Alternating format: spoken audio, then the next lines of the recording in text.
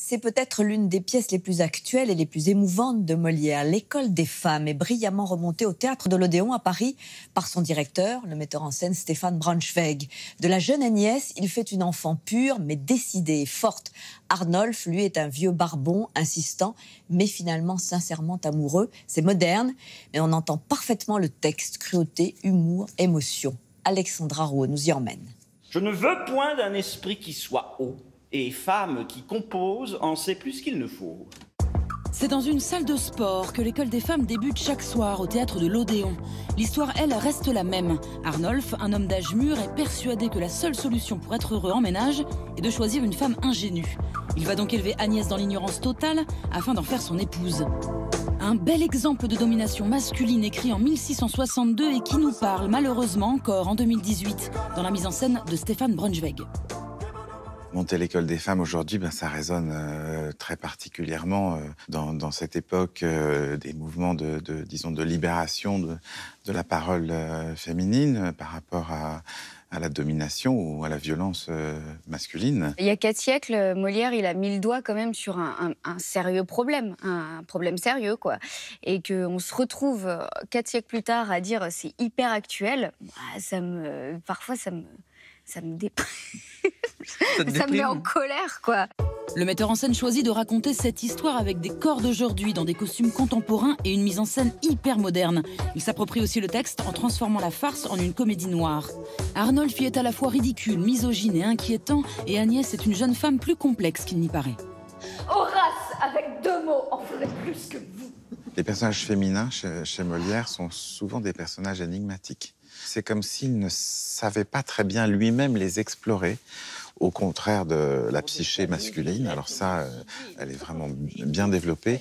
Les personnages féminins, ils sont relativement, en fait, un peu abstraits, un peu plein de zones d'ombre, plein de mystères. Donc ça nous permet, pour actrices, d'avoir des interprétations très libres. Sur lui, sans y penser, fis-je choir quelque chose? Non, dit-elle. Vos yeux ont fait ce coup fatal, et c'est de leur regard qu'est venu tout son mal. Si le personnage d'Agnès n'apparaît sur le papier qu'à 3 reprises, Suzanne Aubert parvient par son jeu à composer une femme drôle, futée et en quête d'émancipation. Il faut se raconter quelque chose absolument d'important et trouver sa liberté dans le peu de mots qu'il y a. C'est nécessaire. Et je pense que la mise en scène a accentué un peu ça aussi avec la vidéo, par exemple. Les 2 petites bulles qu'on a créées en vidéo sont aussi une façon de dire quelle est autre chose que l'image qu'on aperçoit d'elle par le regard d'Arnolphe, finalement. Une Agnès en short et en basket qui s'exprime en alexandrin, ça fonctionne très bien. Les intentions de jeu des comédiens apportent même un second degré à Molière. Quelle nouvelle? Le petit chat est mort. C'est dommage. Mais quoi? Nous sommes tous mortels et chacun est pour soi.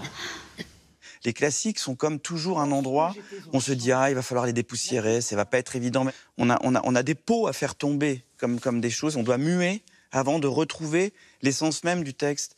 Et je trouve que la vitalité, en tout cas, que ça peut apporter au public, ou la manière dont ça peut les sensibiliser au fait que c'est pas des choses qui sont rangées dans les bibliothèques. Comme l'honneur l'ordonne, il faut que de ses yeux, elle étouffe les coups. Car pour bien plaire à son époux, elle ne doit plaire à personne. Personne. Essayer de rendre ça lisible, entendable et surtout de se dire, voilà, qu'est-ce qui dans ce texte peut nous toucher aujourd'hui? Qu'est-ce qui dans ce texte peut créer une discussion? Je pense que les rapports hommes-femmes, quels qu'ils soient, ou les rapports de domination, ou les rapports d'abus, tout ça peuvent être des sujets qu'il est important de secouer aujourd'hui encore. Voyez comme résonne et répond la vilaine.